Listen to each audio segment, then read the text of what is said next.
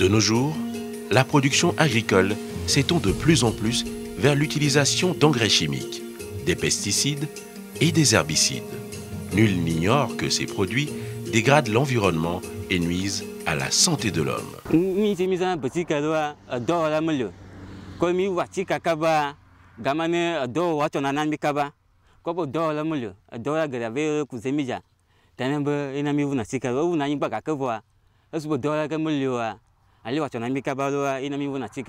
Par ailleurs, les principes de base de l'agriculture bio présentent beaucoup de contraintes.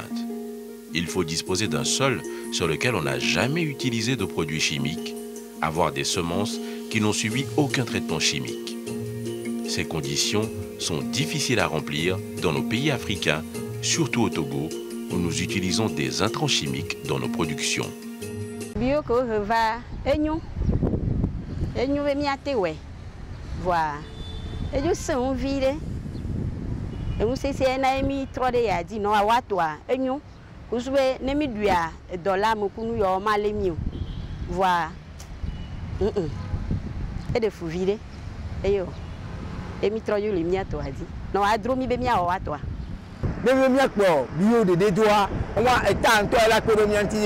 Peut-être le mien 50% de mien sople bio batico. Sans cela, Dans ces conditions, nous estimons que l'agriculture de transition est la solution convenable pour réduire au maximum l'utilisation des produits chimiques pour tendre vers un environnement sain, une bonne santé et dépenser peu.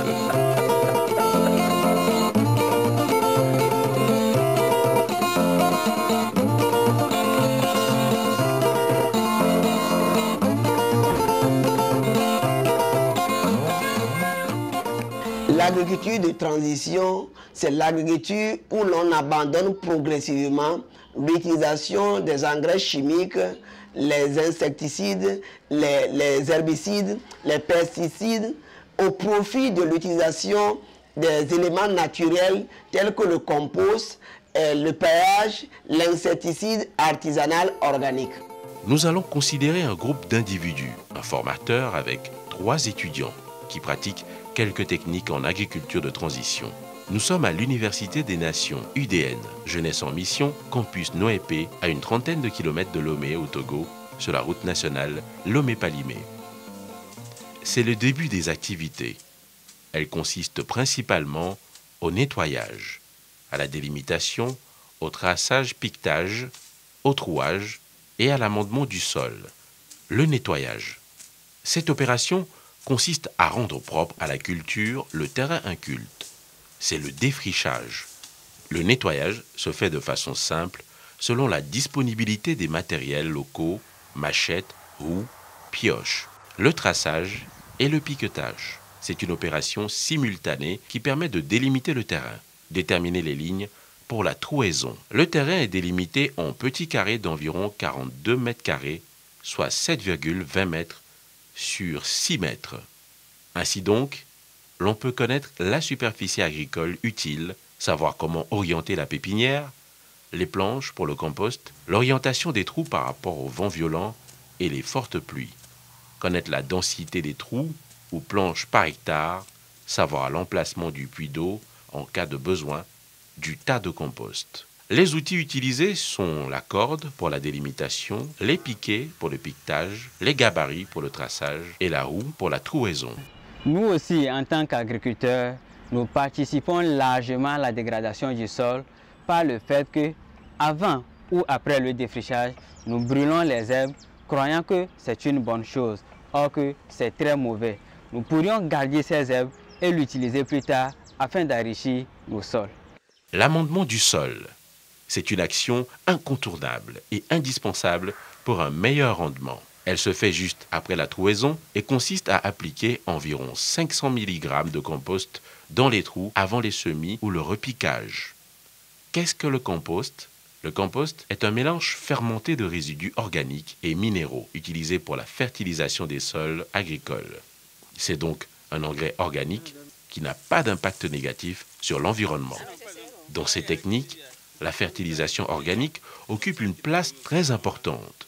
Le sol enrichi à base d'engrais organiques donne une production plus durable avec des produits naturels de bonne qualité. Le compost est très efficace car il arrive à combler tous les besoins de la plante pour sa croissance et son développement avec les éléments nutritifs dont il dispose, essentiellement l'azote, le phosphore et le potassium, NPK, qui sont les besoins fondamentaux de la plante. Avec tous ces éléments, le compost améliore la structure et l'aération du sol.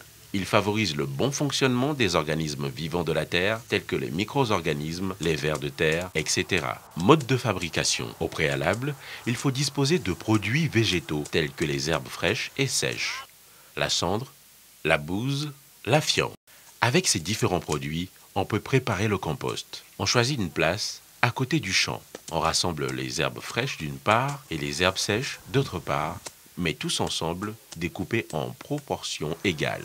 Après cela, le tas de compost est délimité. Puis on place en premier lieu une quantité de la matière sèche. On ajoute ensuite une quantité égale de la matière vivante, les déchets d'animaux, bouse ou fiente, la cendre du sol arable, puis on arrose légèrement. Ceci constitue la première couche du compost et le processus recommence jusqu'à ce qu'on obtienne une hauteur suffisante. Le tas est recouvert ensuite par les feuilles de bananier de manière à protéger le compost contre les fortes intempéries, la pluie et le soleil. Le plus souvent, les gens disent que la production du compost est difficile. C'est vrai, mais on peut réussir à produire beaucoup de compost si l'on est en groupe. C'est pourquoi dans l'état passé, nos parents étaient en groupement avant de travailler. Et si on est en groupement, pour produire le compost, c'est très facile. Et si c'est pour un champ personnel, un jardin de famille, là, on peut faire recours au compost de maison que l'on peut fabriquer facilement. Ou de l'autre côté, si c'est juste le jardin potager, on peut faire recours au compost de 14 jours qu'on peut obtenir sans difficulté.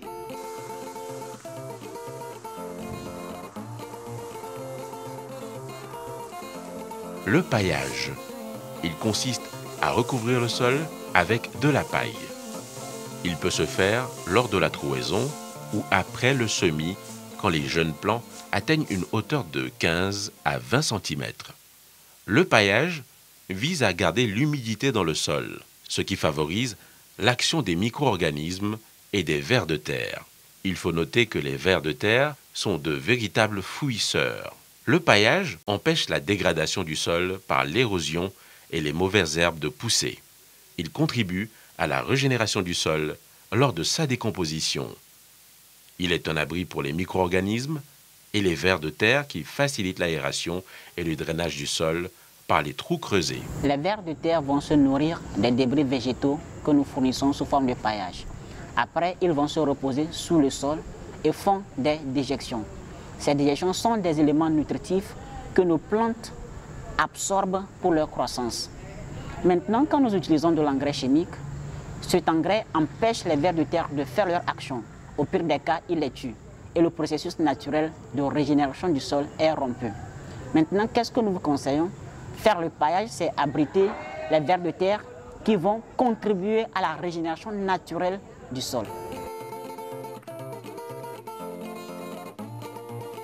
Méthode de lutte contre les maladies et les insectes inutiles.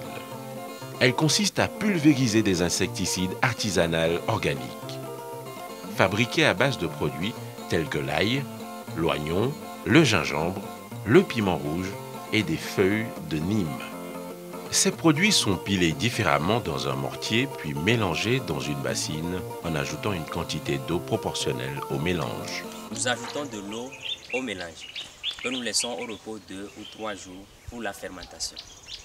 Après ce délai, nous filtrons le mélange et la solution maintenant permet de pulvériser les champs. Elle est faite avec les éléments naturels, donc elle ne tue pas les insectes, mais plutôt elle les empêche de détruire les plantes. Et donc elle permet de sauvegarder la biodiversité, permettre à l'homme de manger de façon naturelle et ça n'a pas d'effet négatif sur l'environnement. À part cette technique que nous utilisons ici, nous avons d'autres méthodes aussi de lutte contre les insectes nuisibles. Par exemple, il y a la diversification des produits, des plantes qui se fait aussi. Il y a la rotation saisonnière. Et à part ça, nous avons une technique particulière que nous faisons au niveau de la pépinière. Si nous constatons que les ravageurs détruisent les jeunes plantes, nous optons en ce moment par une nouvelle technique que nous appelons planche compost pépinière sur pilotis, qui consiste à faire la pépinière sur une pilotis. Et elle permet d'empêcher les insectes à cause de sa hauteur de le détruire.